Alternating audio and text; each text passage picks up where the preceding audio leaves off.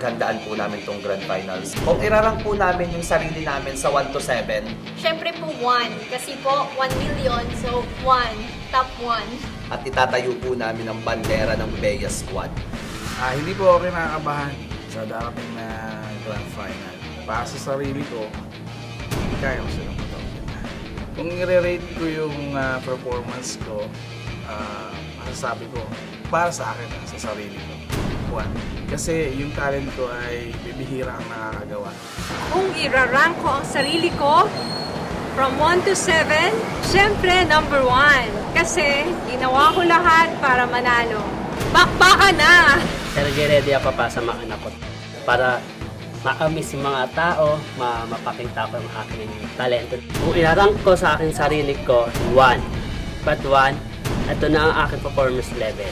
If I will rank my performance for this finals, I'll rank it at number 1. Pinaghirapan, pinag-isipan, pinaglaanan ng oras, hindi ako ka-ready.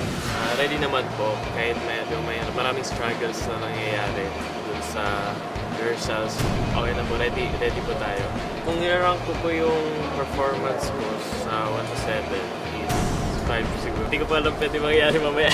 Pero pag-pray na lang po ako, para na si Lord sa performance ko mamaya.